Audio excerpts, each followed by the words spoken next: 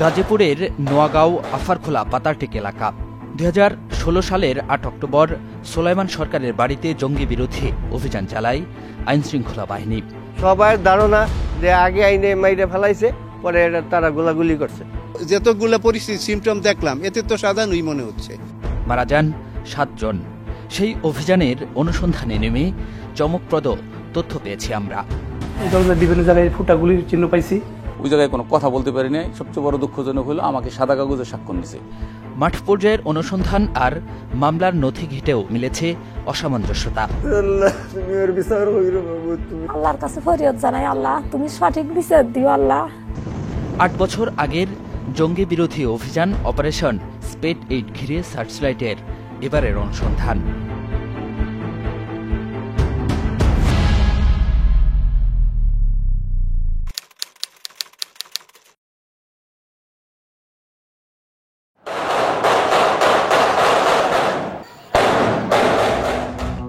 (2016 সালের 8 অক্টোবরের ঘটনা। বাড়িটির দোতলায় জঙ্গিদের অবস্থান। খবর পাওয়ার পর ঢাকা থেকে ছুটে আসেন সোয়াট সহ পুলিশের ঊর্ধ্বতন কর্মকর্তারা। আসেন সাবেক আইজিপি এবং তৎকালীন স্বরাষ্ট্রমন্ত্রীও। আমাদের পুলিশ বাহিনী যখন তাদেরকে আত্মসমর্পণ করার জন্য অনুরোধ করে, নির্দেশ দেয়, তারা আত্মসমর্পণ না করে তারা উপর্যুপরি গুলি বর্ষণ শুরু করে। দিন শেষে গোলাগুলিতে 7 জঙ্গি নিহতের খবরও দেয় আইনশৃঙ্খলা বাহিনী। 8 বছর আগের সেই অভিযানে নিহত 7 জনের লাশ অজ্ঞাত হিসেবে আঞ্জুমান মুফিদুলের মাধ্যমে দাফন করে পুলিশ। তবে আমরা নিহত 3 জনের পরিচয় জানতে পেরেছি। তারা হলেন সাইফুর রহমান বাবলু, বাড়ি সুনামগঞ্জের ছাতক থানার দক্ষিণ খুরমা এলাকার মনিরগাথি গ্রামে। বাবার নাম মতিউর রহমান। নিহত ফরিদুল ইসলাম আকাশের বাড়ি সিরাজগঞ্জের কাজীপুর উপজেলার বড়ইতলা গ্রামে। বাবার নাম আবু সাইদ। নিহত ইব্রাহিম বিন আজিমের বাড়ি রাজধানীর বংশালের 54 নং পুরাতন মোগলটুলিতে। বাবার নাম আজিমউদ্দিন। ঠিকানা ধরে সুনামগঞ্জের উদ্দেশ্যে টিম সার্চলাইট। খবর রয়েছে বর্তমানে সিলেট শহরের এই বাসায় বসবাস করেন নিহত বাবলুর পরিবার। পরামর্শ নিয়ে আমি অসহায় অবস্থায় মৃত্যু যন্ত্রণায় ভুগতেছি।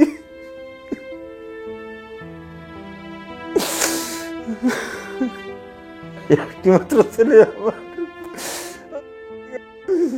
বাবলুর বাবার এমন আহাজারি 2016 সাল থেকে। কবে শেষ হবে জানেন না।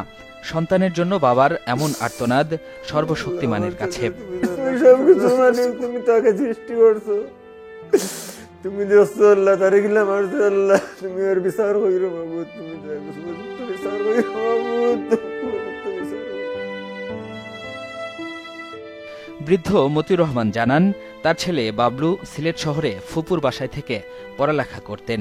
মায়ের অসুস্থতার খবরে বাসায় ফেরার সময় নিখোঁজ হন। সেই থেকে আর খোঁজ মেলেনি। সাধারণ নাটক, ওদের বাহিনী কিডন্যাপ করে নিয়ে গেছি। অথবা তো তার মোবাইল বন্ধ থাকতো কেন?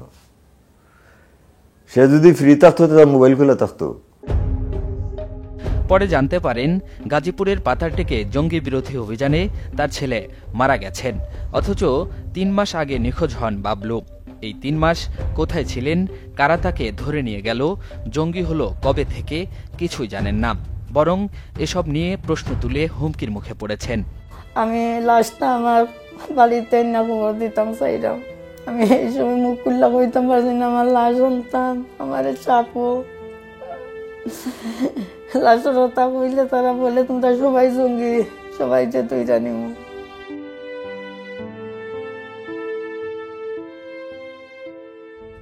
সিলেটের পার্ক ইন্টারন্যাশনাল কলেজের বিজ্ঞান বিভাগ থেকে SSC পাশ করেন বাবলু। স্বপ্ন ছিল বড় হওয়ার, কিন্তু সে স্বপ্ন ধূলিসাৎ হয়ে গেছে। একই ঘটনায় নিহত ইব্রাহিমের বাসা পুরান ঢাকার বংশালের মোগলটুলিতে। তামিলুল মিল্লাত কামিল মাদ্রাসার শিক্ষার্থী ইব্রাহিম 2016 সালের 8 আগস্ট নিখোঁজ হন। সেদিন তিনি ফজরের নামাজ পড়তে বাসা থেকে বের হয়েছিলেন। র্যাবে গেছিলাম, এসবিতে গেছিলাম, সিআইডিতে গেছিলাম, পরে সিটিটিসিতে গেলাম। তো যাই হোক, আমাকে বললো যে 2-1 দিনের মধ্যেই আপনারা একটা রেজাল্ট জানতে পারবেন। পরে আমার ছেলে যখন আসলো ওই রুমে, আমাকে যে রুমে রাখা হয়েছিল, আমাকে খুব একটা বড় ধরনের প্রশ্ন করেনি, শুধু বলছে যে আপনার ছেলে কোন মাদ্রাসায় পড়ে এগুলো জিজ্ঞেস করছে, এবং বলছে যে এই 2টা মাদ্রাসায় আমাদের টার্গেট আছে, তামিল মিল্লাত এবং মাদ্রাসা মোহাম্মদী আরাবিয়া। তো ওর যে আরেক ভাই আছে ওকে এখানে না পড়ালেই ভালো হয়। কোথাও সন্ধান না পেয়ে পরদিন থানায় জিডি করেন ইব্রাহিমের বাবা মোহাম্মদ আজিমউদ্দিন। পত্রিকায় নিখোঁজ বিজ্ঞাপন দিয়েও কাজ হয়নি। ঠিক 2 মাস পর গাজীপুরের পাতারটেকে জঙ্গি বিরোধী অভিযানে ইব্রাহিমের মারা যাওয়ার খবর পান। ইব্রাহিম অন্যের বিরুদ্ধে ফেসবুকে লেখালেখি ও প্রতিবাদী ছিলেন।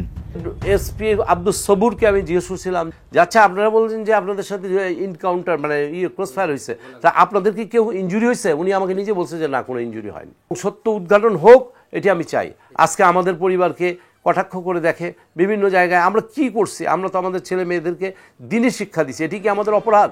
অন্ততপক্ষে যদি জাতির প্রশাসনের মাধ্যমে, আপনাদের মাধ্যমে যদি বিচারটা আমি পাই, অন্তত বলে যে না, আমার ছেলে কোনো অন্যায়ের সাথে জড়িত ছিল না, এটার বিচারটা জাতি দেখলে আমি একটু শান্তি পাবো। আজিমউদ্দিন ওয়ার্ড জামাতের সাবেক সভাপতি, মা আলিয়া বেগম কোরআনের হাফেজ। ইসলামী ভাবধারার এই পরিবারটি ইব্রাহিমের মৃত্যুর পর আরও বেশি চাপে পড়েন। তারা একটা পুরোপুরি নাটক সাজায় অন্য কোথাও থেকে আয়না ওরা এই ঘটনাটা ঘটাইছে। আমার এই ছেলেটা সকাল সন্ধ্যা সে মসজিদে তালিম করত, মানুষকে ইসলামের দিকে আহ্বান করত। এটাই ছিল প্রশাসনের কাছে তার অপরাধ। লাস্টটাও একবার হলো আমি বুকে জড়ায় ধরবো, একটা ওর কপালে আমি চুমু খাবো, যেভাবে করে আমি ছোটবেলায় জমজ সন্তান আমি আল্লাহর থেকে চেয়ে এনেছি, ওইভাবে আদর দিয়ে সোহাগ দিয়ে আমি ওরে বড় করছি। আমার এই আশাটা ছিল কোনো পর্যন্ত, তো প্রতি সালাতেই আল্লাহর কাছে এর বিচার চাই এবং চেয়ে যাব যতদিন রাব্বুল আলামিন বাঁচিয়ে রাখবেন। তারা বলছেন সন্তানের মৃত্যু নিয়ে কোনো কথা বলতে পারেননি, জানতে পারেননি কোন প্রমাণের ভিত্তিতে জঙ্গি অপবাদ দিয়ে খুন করা হলো। 8 তারিখে কিন্তু ওর একটা জীবিত ছবি আমাকে ডিবির যে সিটিটিসি ইউনিট সেখানে আমাকে দেখানো হয়েছিল। আগে ঘটনা তো তার মানে যেহেতু ওর জীবিত ছবি আমাকে ওরা দেখাইছে, তার মানে সে জীবিত ছিল, ওদের কাছে ছিল, বা ওরা জানতো, ওরা ওদের হেফাজতে ছিল। সামহাউ XYZ এখানে একটা কিন্তু থেকেই যায়। নিচ থেকে উপরে গোলাগুলি হলে গুলির রেঞ্জ স্বভাবত উপর দিকে থাকার কথা, এটা একটা প্রশ্ন থেকে যায়। নিচের দিকে গুলি আসলো, 7টা লাশ একই সাথে এক জায়গায় দলা করে পড়া, আপনাকে আমি ছবিটা দেখিয়েছি। তারপর প্রত্যেকের জামা কাপড় একেবারে তৈরি অবস্থায়, আমার ভাইয়ের জুতাটা মোজা পর্যন্ত পরা। ইব্রাহিমের বড় ভাই আহমেদ আবদুল্লাহর কাছে ভাইয়ের মৃত্যু নিয়ে অনেক প্রশ্ন, যিনি ঘটনাকে সাজানো নাটক ছাড়া অন্য কিছু ভাবেন না। 19 বছরের ছোট নিষ্পাপ ভাই, ও কি ক্রাইম করছে আজও পর্যন্ত কিন্তু দেখাতে পারেনি। ওকে বলছে জঙ্গি সন্দেহে মেরে ফেলা হয়েছে। আপনারা যদি মামলার ইয়েটা পড়ে দেখেন, তো জঙ্গি আপনি সন্দেহ করে একটা মানুষকে মেরে ফেলতে পারেন, এটা আমার জাতির কাছে প্রশ্ন। সিটিটিসির মনিউল ইসলামের সহকারী, বিশেষ সহকারী, ওনার নাম হচ্ছে জাহাঙ্গীর, উনি আমাদেরকে বললেন যে আপনার ভাই যে 2টা মাদ্রাসায় পড়াশোনা করে, মাদ্রাসায় মোহাম্মদী আরাবিয়া যাত্রাবাড়ি এবং তামিলুল মিল্লাত কামিল মাদ্রাসা, এই 2টা মাদ্রাসাই আমাদের জঙ্গি টার্গেটে আছে, সন্দেহে টার্গেটে আছে। তো তখন আমি এটা একটু আঁচ করতে পারলাম যে ওকে এরকম এটার ভিতরেই কোনো জড়ায় ফেললো কিনা ওরা। পরে 2 মাস পর আমরা ওকে ওই পাতারটেকে হত্যাকাণ্ডে দেখতে পাই, তাকে হত্যা করা হয়েছে। তার মানে এটা এখন প্রশ্ন থেকেই যায় যে সে ওখানে গেল কিভাবে। পত্রিকায় মৃত্যুর ছবি দেখে গাজীপুরে ইব্রাহিমের লাশ আনতে ছুটে গিয়েছিল ইব্রাহিমের পরিবারের সদস্যরা, কিন্তু লাশ ফেরত দেয়নি আইনশৃঙ্খলা বাহিনী। তৎকালীন পুলিশ সুপারের বক্তব্য এবং সে সময়ের ছবিতেও তার প্রমাণ মেলে। যে ছবিগুলি আমরা প্রকাশ করেছি এবং সেই ছবি দেখার পরে অনেক আত্মীয় স্বজনরা আসতেছে তাদের দাবিদার হিসাবে লাশগুলি নেওয়ার জন্য। এর মধ্যে অনেকেই আসছেন আমাদের কাছে। অজ্ঞাত বলে আঞ্জুমানে লাশ দাফন করা হলেও সে সময় ইব্রাহিমের পরিবার সহ আরও 2টি পরিবার লাশ দাবি করে। তৎকালীন স্বরাষ্ট্রমন্ত্রী যখন লাশের দাবিদার পরিবারগুলোকে হুমকি দেন, তখনই সব চুপসে যায়। যখন আমি লাশ চেলাম, আমাকে হারুন সাহেব এবং এসপি সবুর উনি যে বলে এটা আমাকে ফোন দিন না, এটা তো ওসির ব্যাপার, আপনি ওসির সাথে যোগাযোগ করেন। একটা নিউজ পেলাম হ্যাঁ, স্বরাষ্ট্রমন্ত্রী একটু যারা লাশ নিয়ে বেশি তাগাদা করবে তাদের পরিবারকে খতিয়ে দেখা হবে। তা আমার আত্মীয়স্বজন বলে যে তোমাদের তো ব্যাকগ্রাউন্ড, তোমরা তো জামাত ইসলামের সাথে কাজ করছো, তারপর তোমার ছেলেরা শিবিরের সাথে কাজ করছো, কাজে ইসলামিক লোকদের উপরে এদের টার্গেট বেশি, অতএব এটা নিয়ে এত করো না। যতটুকু আমার বিশ্বাস স্বরাষ্ট্রমন্ত্রীর এই কথার পরে আর রেজা আমার ফোন ধরে না। এত প্রমাণ থাকার পর লাশ অজ্ঞাত বলে দাফন করে পুলিশ, অথচ জঙ্গি হলেও লাশ দাবি করা পরিবারগুলোর আইনি অধিকার, অথচ অপারেশন স্পেড 8 অভিযানের নামে পরিবারগুলোকে উল্টো আইনি অধিকার থেকে বঞ্চিত করা হয়েছে। ফিরছি একটা বিরতির পর।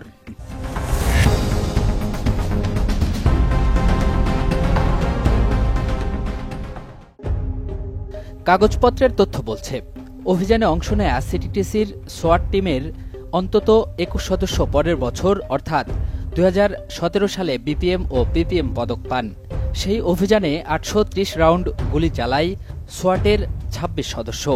যদিও অভিযান নিয়ে ক্যামেরায় কথা বলতে রাজি হননি সোয়াটের তৎকালীন দলনেতা SM জাহাঙ্গীর হাসান।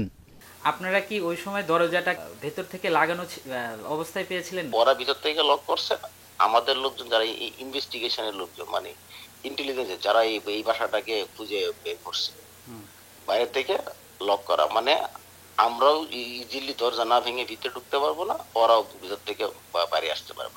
এই হলো সিচুয়েশন। ভেতরে গিয়ে আপনারা কি অবস্থায় পেয়েছিলেন? ভাই এখন আমি আপনাকে বলি, আমি এই বিষয়গুলো নিয়ে আমার তো ধরেন ওই 2016 থেকে 2018 তো এখানে প্রায় কত 10-12টা 12-13টার মতো অপারেশন ছিল, আরো অপারেশন হয়েছে, সবগুলো তো আমি লিড করি নাই। তো এই বিষয়গুলো নিয়ে মিডিয়াতে কখনোই আমি কথা বলি নাই। আপনি ট্রিটমেন্ট নিয়েছিলেন কোথায়?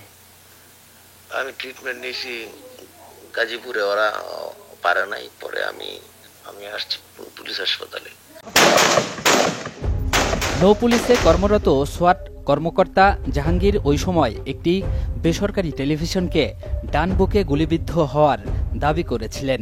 তবে পুলিশ প্রতিবেদনে কিংবা সোয়াটের করা সাধারণ ডায়েরিতে গুলির তথ্য নেই। আপনি যে ট্রিটমেন্ট নিয়েছিলেন এর কোনো এভিডেন্স আছে?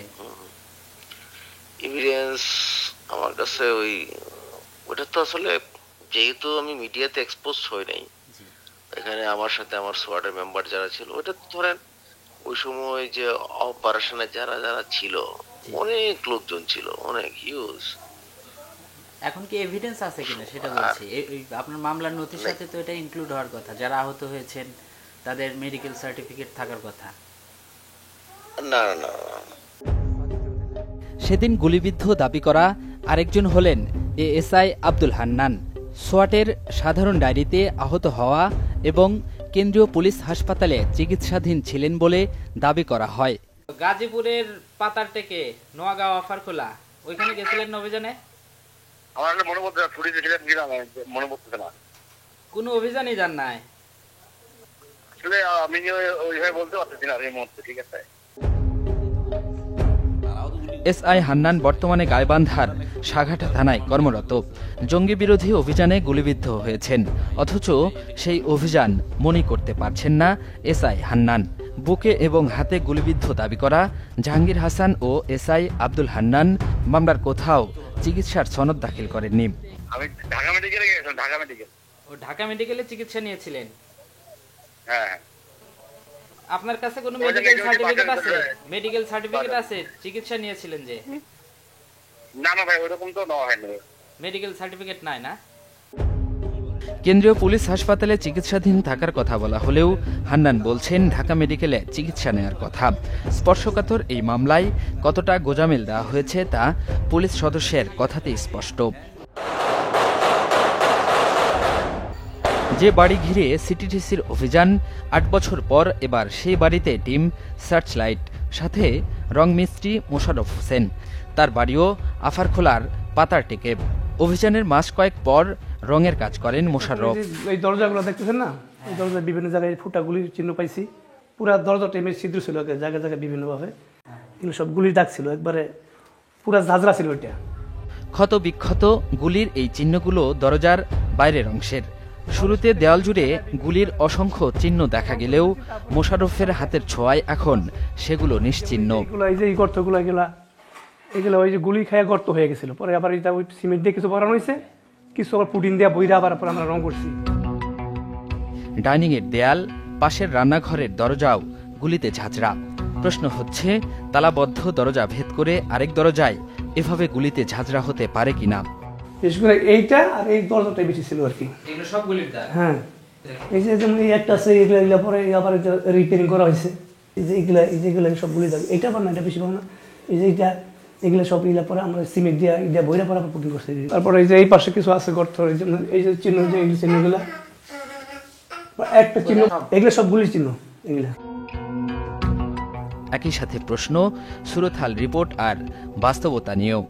সুরতহাল প্রতিবেদন বিশ্লেষণে দেখা যায় 3 জনের শরীরের নিচের অংশে গুলির চিহ্ন রয়েছে। ফ্লোর থেকে জানালার উচ্চতা 3 ফিট হলে কোনোভাবেই নিচের অংশে গুলি লাগার কথা নয়। এছাড়া 6 জনের শরীরের কোথাও জখমের চিহ্ন এবং হাড় ভাঙা রয়েছে। প্রশ্ন হলো, গুলিতে মারা গেলে হাড় ভাঙা কিংবা জখমের চিহ্ন আসলো কিভাবে? এমন আরও অনেক প্রশ্ন জঙ্গি অভিযান অপারেশন স্পেড 8 নিয়ে।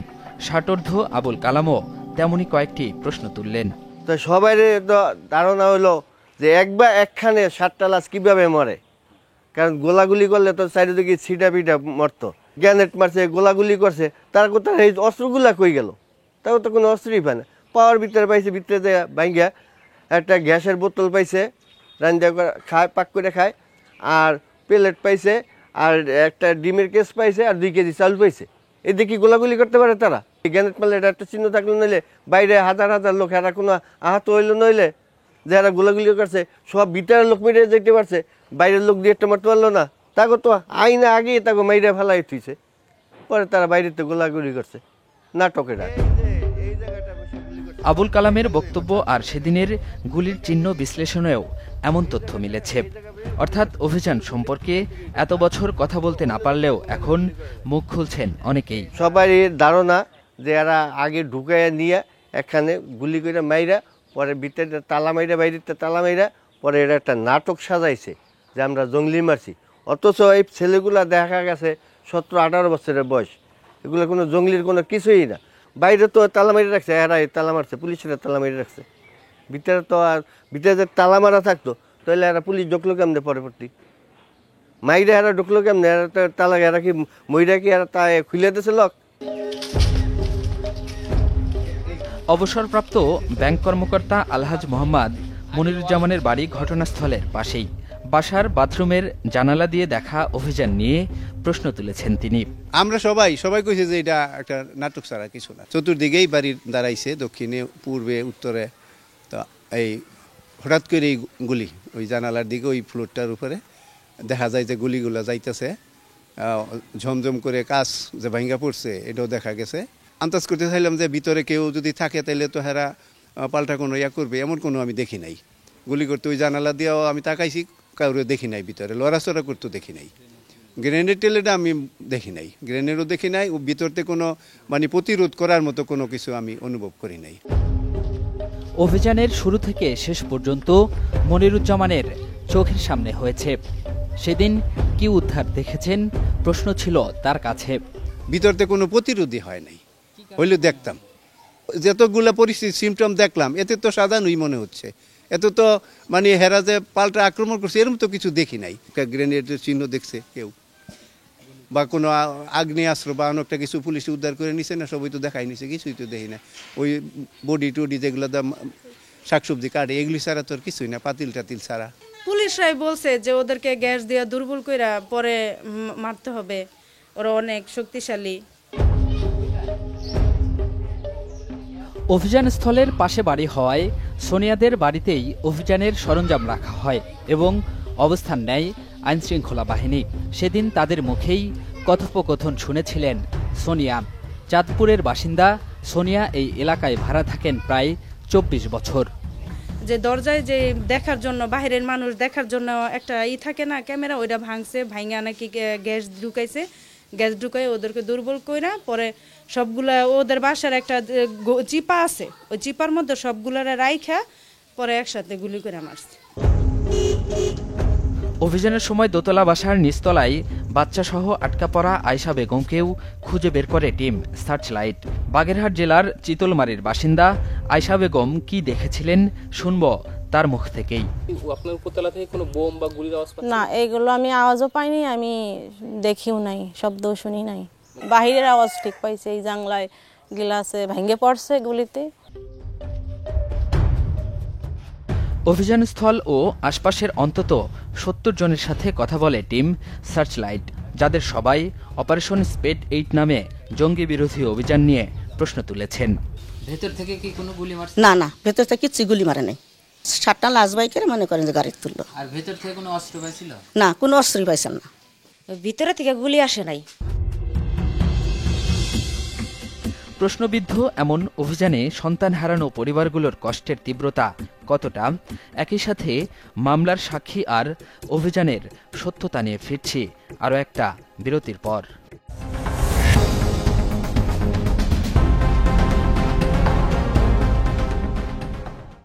কাগজপত্রের তথ্য বলছে গাজীপুরের পাতারটেকে জঙ্গি বিরোধী অভিযানে করা মামলায় নিরপেক্ষ সাক্ষী 11 জন। এর মধ্যে 2 সাক্ষী মারা গেছেন, একজনকে পাওয়া যায়নি। বাকি 8 সাক্ষীর সাথে কথা বলেছি।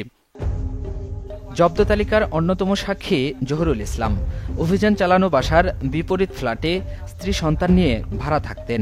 জঙ্গি অভিযানের খবর পেয়ে সেদিন আর বাসায় ফেরেননি। পরে বাসার জব্দ মালামাল ফেরত দেওয়া হবে বলে ডেকে নিয়ে পুলিশ স্বাক্ষর নিয়েছিল। জঙ্গিদের ব্যবহৃত অস্ত্র, গুলির খোসা, তাজা গুলি, চাপাতি, চাইনিজ কুড়াল, চাকু, এগুলো সব আপনি উদ্ধার করতে দেখেছেন? না, আমি দেখি নাই রে, আমি ছিলাম ওই না, দেখমু কইতে। এই বক্তব্যগুলো কি আপনি কিভাবে দেখছেন? আমি মনে করি এটা সম্পূর্ণই ভুল এবং কি এরা তারা ইচ্ছাকৃতভাবে করছে, সাজাইছে। কি এই মামলার কোনো সাক্ষী হয়েছিলেন কিংবা? না, সাক্ষী হয়নি। যেহেতু আমি পড়ালেখা জানি না, ওই মাল বাইরে করার সময় যে সাইন দিছি ওইটা সাদা কাগজে নিছে, ওইটাই সম্ভবত কাজে লাগাইছে। জহুরুলের ফ্ল্যাটে সাবলেট থাকা ওজিয়া রহমানের বক্তব্যও একই রকম। যিনি বর্তমানে গ্রামের বাড়ি রংপুরের কাউনিয়ায় অবস্থান করছেন। কথা হয় মুঠোফোনে। অস্ত্রগুলি, গুলির খোসা, তাজা গুলি, চাপাতি, চাইনিজ কুড়াল, চাকু। না, আমি এগুলো কিছুই দেখিনি। পুলিশের কাছে এগুলো বলেছিলেন? পুলিশে তো জিজ্ঞাসা করে নাই আমাদেরকে, তাহলে আমরা কি বলবো ওখানে? যদি আমাকে এখন সাক্ষী বানানো হয়, এটা ভুল ছাড়া কিছু না। আমি তো জানি না, আমি কি বলবো। আরেক সাক্ষী রমজান আলী চিশতি লাগালিয়া এলাকায় একটি মাদ্রাসা কাম মসজিদ ও এতিমখানার মোতোয়াল্লি। মাইকে ডেকে নিয়ে সাক্ষী বানানোর বিষয়টিতে এখনও তিনি আশ্চর্যান্বিত।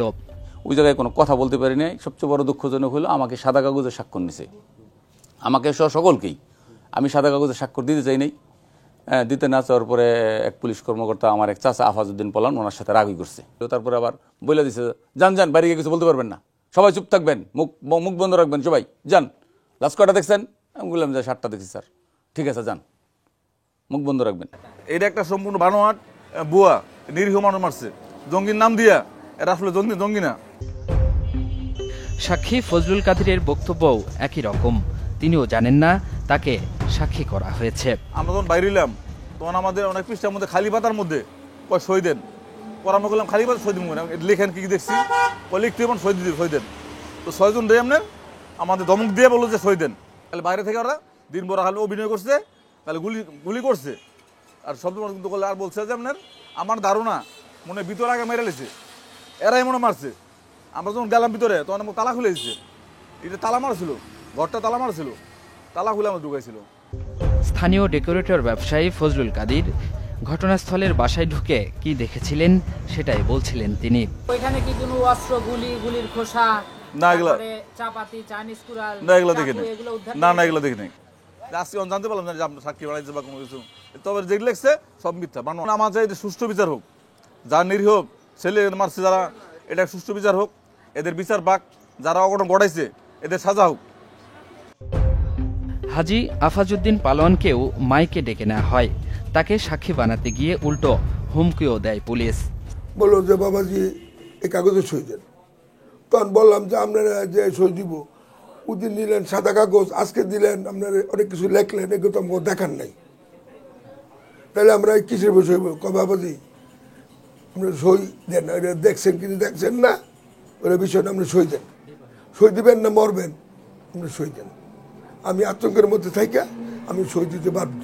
এগুলোকে আপনার বক্তব্য দেখেন, এখানে উল্লেখ আছে যে আপনি এগুলো ওনারা লেখছেন, এটা না না আমরা এগুলো দেখিনি, আমরা শুনি না, বলিও নেই। মাঠ পর্যায়ের তথ্য বলছে, সাক্ষীদের চাপে ফেলে সুরতহাল প্রতিবেদন ও জব্দ তালিকায় স্বাক্ষর নেওয়া হয়।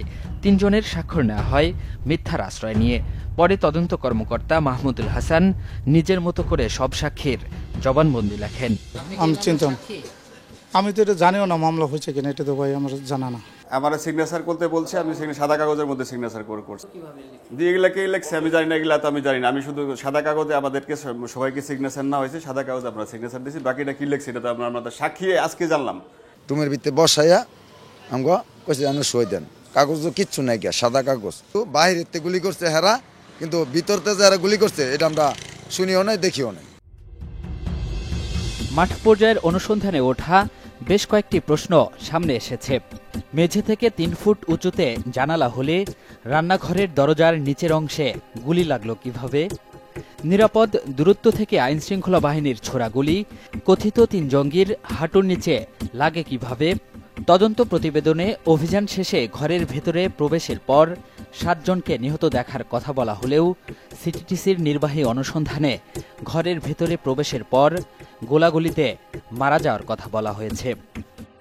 মামলায় কথিত জঙ্গিরা ঘরে আগুন ধরিয়ে দেয় বলা হলেও তদন্ত প্রতিবেদনে এ বিষয়ে কোনো কথাই বলা হয়নি।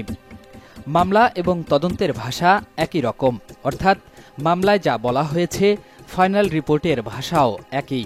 তদন্ত কর্মকর্তা আলাদা কিছু বের করতে পারেননি। তদন্তে বাকি 4টি লাশের পরিচয় না মিললেও আদালত লাশের পরিচয় জানতে পুনর্তদন্তের নির্দেশনা দেননি। মামলার তদন্তে সাধারণত নতুন তথ্য পাওয়া গেলে পুনর্তদন্ত বা আইনগত ব্যবস্থা নেয়ার কথা বলা হয়, কিন্তু এই মামলায় এ নিয়ে একটি শব্দও বলা হয়নি। সাক্ষী ও প্রত্যক্ষদর্শীরা বলেছেন, বাইরে থেকে বাসাটি তালাবদ্ধ ছিল, তাদের ডেকে নিয়ে বাসার তালা খোলা হয়, কিন্তু সোয়াট কর্মকর্তা বলছেন ভেতর থেকেও ছিটকিনি লাগানো ছিল। প্রশ্ন হচ্ছে, ভেতরে ছিটকিনি লাগানো থাকলে তালা খুলে ঢোকানো হলো কিভাবে? সোয়াটের 2 জন গুলিবিদ্ধ হওয়ার দাবি করলেও মামলার এজাহার এমনকি তদন্ত প্রতিবেদনে এ বিষয়ে কিছুই উল্লেখ নেই। স্পর্শকাতর এবং গুরুত্বপূর্ণ এই মামলাটির তদন্ত কর্মকর্তা জয়দেবপুর থানার তৎকালীন পরিদর্শক মাহমুদুল হাসান, যিনি বিতর্কিত পুলিশ কর্মকর্তা হারুনর রশিদের ঘনিষ্ঠজন হিসেবে পরিচিত। সচরাচর মামলায় তদন্ত কর্মকর্তা রদবদল হলেও মাহমুদুল হাসান একাই পুরো তদন্ত শেষ করেছেন। প্রশ্ন উঠেছে, উপর মহলের আশীর্বাদ ও নির্দেশনা অনুযায়ী প্রতিবেদন দিতে তিনি আস্থার পরিচয় দিবেন, এই বিশ্বাসে তিনি একাই তদন্ত কাজ শেষ করেছেন। যদিও মাহমুদুল হাসান এ নিয়ে ক্যামেরায় কথা বলতে রাজি হননি, বরং দাবি করেছেন সাক্ষীরা ভিন্ন কথা বলতেই পারেন। এখানে আমি যতটুকু তদন্ত করেছি, আমার ফাইনাল রিপোর্টে যদি কোনো ভুল থাকে সেটা আদালত আমাকে কোয়ারি করবে, আমি তাদের কাছে জবাব দেব। এখন আমার তদন্তের জবাব দিই, তা তো আমি আপনার কাছে করবো না। অনুসন্ধান বলছে, সচরাচর মামলার বাদী হন এসআই, কিন্তু পুরস্কারের লোভে প্রথা ভেঙে জয়দেবপুর থানার তৎকালীন ওসি খন্দকার রেজাউল হাসান এই মামলার বাদী হয়েছিলেন, তবে তিনি পুরস্কার পাননি। তৎকালীন সরকারের সুবিধাভোগী এই কর্মকর্তা পদোন্নতি পেয়ে বর্তমানে এপিবিএনে অতিরিক্ত পুলিশ সুপার হিসাবে কর্মরত আছেন। কথা বলতে চাইলেও এই কর্মকর্তা রাজি হননি। গাজীপুরের তৎকালীন পুলিশ সুপার হারুনর রশিদ এবং তৎকালীন ডিবি প্রধান মনিরুল ইসলামের যৌথ প্রযোজনায় কথিত জঙ্গি অভিযানটি সাজানো হয়। একই দিন র্যাবও ওই এলাকায় একটি জঙ্গি অভিযান পরিচালনা করে। জঙ্গি অভিযানে নিহত ফরিদুল ইসলাম আকাশের বাড়ি সিরাজগঞ্জের গাজীপুরে। দিনমজুর আবু সাইদ নিহত ফরিদুল ইসলাম আকাশের বাবা। আমি খুব কষ্ট করে পড়াছিলাম, পড়া আমার শেষ।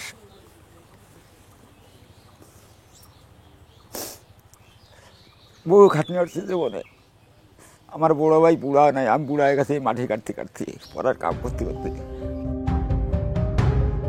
ছেলে মারা যাওয়ার পর একদিকে সংসারের ঘানি, অপরদিকে রাষ্ট্রবিরোধী জঙ্গি মামলার আসামি পরিবারের 4 সদস্য। দিন আনতে পান্তা ফুরানো আবু সাইদ সংসার চালাবেন নাকি আদালতের খরচ চালাবেন? বহুবার আইসে, আইসা খালি তল্লাশি করছে, ঘর দুয়ার তল্লাশি করে কোনো জিনিস পা নাই, কোনো জিনিস না পাওয়ার ধরনে পরে তল্লাশি করতে করতে করতে দেজার কিছু তো পাই না। পরে ওখান ডিপি, মহিলা ডিপি নিয়ে এসে ওই বই নিয়ে এসে বই আর তলে কি আর বিছনার তলে থুইয়া ওরা কইছে যে বাইর করছি।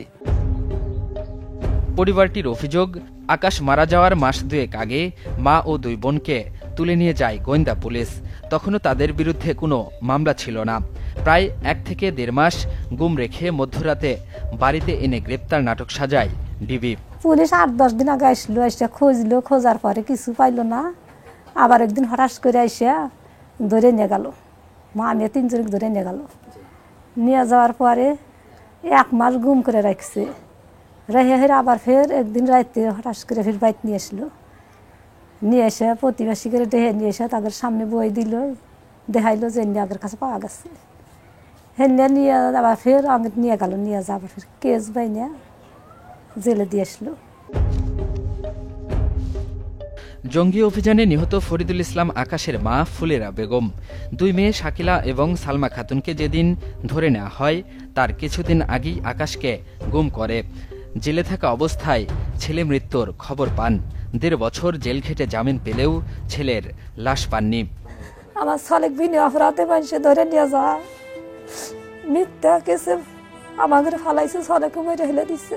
আল্লাহর কাছে ফরিয়াদ জানাই, আল্লাহ তুমি সঠিক বিচার দিও, আল্লাহ তোমার কাছে বিচার চাই, আল্লাহ তোমার কাছে বিচার চাই, আল্লাহ তুমি বিচার দিও, সঠিক বিচার।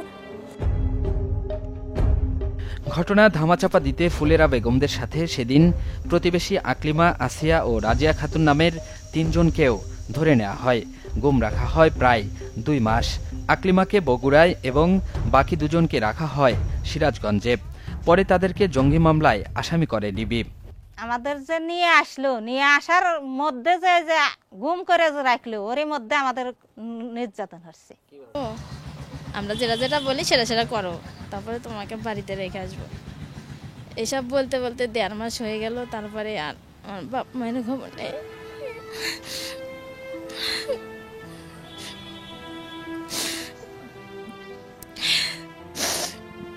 পরে আমাকে জেলখানাতে দিয়েছে। দেওয়ার পরে আমার মা বাপ খবর পাচ্ছে, ওখানে আমাকে আবার যাই দেখি যে রাজিয়া পাবো না, ওরা সবাই ওখানে। পরে ওখানে মনে হয় কয়েকদিন রাখার পরে আবার ফির জেলখানায় নিয়ে আসে। ফুলেরাদের বিরুদ্ধে করা মামলার 4 সাক্ষীর 3 জনের সাথে কথা হয় টিম সার্চলাইটের। 3 জনই অভিযানের বিপক্ষে কথা বলেছেন।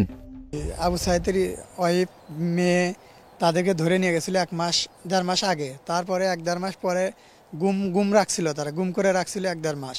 তারপরে একদিন হঠাৎ করে রাত 1টার দিকে তারা নিয়ে আসে, রাত্রে বাড়িতে নিয়ে আসে এবং বাড়ি ঘেরাও করে পুলিশ আর ডিবি।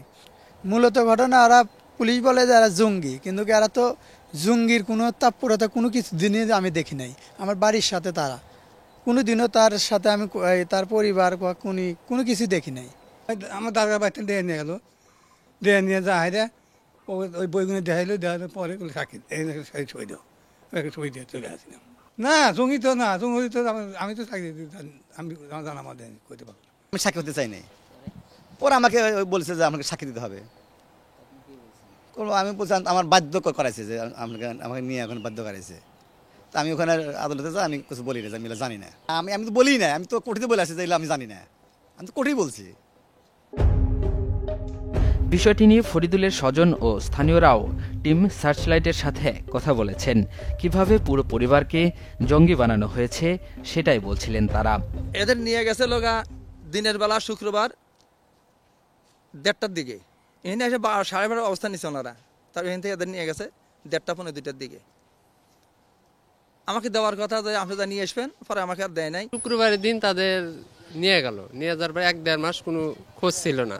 তারপর 1.5 মাস পর শুনি যে একদিন গভীর রাতে বলে নিয়ে এসে বই সাইজে তারপর গ্রেপ্তারি ই করে নিয়ে গেল তাদের। ফরিদুলের যে ঘরটা ছিল ওই ঘরের বিছানার নিচে বই সাজায় রাখা ওই বই বাইর করে দেখে ওটা ভিডিও করে এদের আসামি বানিয়ে নিয়ে চলে যায়। এনারা কেউ জঙ্গলি বলে আমরা পাই নাই যে এরা জঙ্গলি, এটা আমি ফরিদুলের সাথে মিশে এটা খুঁজে পাই নাই। ফরিদুল ইসলাম আকাশ ভাইকে জঙ্গি প্রমাণিত করার জন্য ওনারা এই পুরা ফ্যামিলিকেই জঙ্গি বানায় দিছে। 5 ওয়াক্ত নামাজ পড়ে, পর্দা নিয়ে থাকে, এই দুই গুম, এই দুই দোষ। ভুক্তভোগী এবং এলাকাবাসীর বক্তব্যে আইনশৃঙ্খলা বাহিনীর পাশাপাশি আকাশের পরিবারকে জঙ্গি তকমা দিতে ভূমিকা রেখেছেন স্থানীয় আওয়ামী লীগ নেতা নজরুল ইসলাম ও ইউপি সদস্য ইসমাইল হোসেন। দুজনই পলাতক থাকায় তাদের বক্তব্য পাওয়া যায়নি। তবে বিষয়টি নিয়ে কথা বলেছেন উচ্চ আদালতের এই আইনজীবী। ওভারঅল যে জঙ্গির নাটক সাজানোটা, যেটা আমরা নাটকই বলছি এখন, বা তখনও বলেছি জঙ্গির নাটক সাজানোটার পেছনে তো একটা রাজনৈতিক দূরভিসন্ধি ছিল, এবং এর ফলে বিরুদ্ধ মতের কাউকেই জঙ্গি ট্যাগ দিয়ে গুলি করে মেরে ফেললেও কেউ কোনো প্রশ্ন তুলতো না। এগুলো আমার মনে হয় যে রিইনভেস্টিগেশন হওয়া দরকার। সেক্ষেত্রে ফার্দার ইনভেস্টিগেশন না দেওয়াটা কি আপনারা কি বলছেন? দেখুন, এটা তো পলিটিক্যালি মোটিভেশনটা তো ছিল, এটা তো আমরাই সবচাইতে বেশি জোর গলায় বলেছি যে ফ্যাসিস্ট সরকার গত 15 বছরে সবচাইতে বেশি ফ্যাসিস্ট হয়ে উঠতে পেরেছে বিচার ব্যবস্থার নানান রকমের ফ্যাসিস্ট আচার আচরণের কারণেই। তারা সহায়ক হিসেবে ভূমিকা পালন করেছে রীতিমতো। ফলে এই ধরনের ঘটনাগুলোতে ফার্দার ইনভেস্টিগেশন না দেওয়ার পেছনে যদি রাজনৈতিক অভিসন্ধির প্রশ্ন তোলা হয়, সেটি থাকাটা আসলে খুব একটা অসম্ভব কিছু, এবং সেটা ছিল অনেক ক্ষেত্রে। রাষ্ট্রের কাছে ধর্ম ও জঙ্গি অত্যন্ত গুরুত্বপূর্ণ, কিন্তু জঙ্গিবাদের নামে মানুষের জীবন নিয়ে ছিনিমিনি খেলা ক্ষমার অযোগ্য। ক্ষমতার পট পরিবর্তনে কথিত এই জঙ্গি অভিযানের ঘটনায় সুষ্ঠু তদন্ত দাবি করেছেন সংশ্লিষ্টরা। ইতিমধ্যে তদন্ত শুরুর খবর এসেছে টিম সার্চলাইটের কাছে।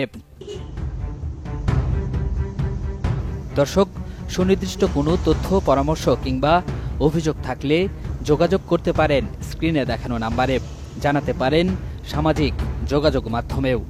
আপনার দেয়া তথ্যে সমাজের রন্ধ্রে রন্ধ্রে ঘাপটি মেরে থাকা জমাট অন্ধকারে আলো ফেলবে টিম সার্চলাইট। অনুসন্ধানের আলো হাতে দেখা হবে অন্ধকার পথে।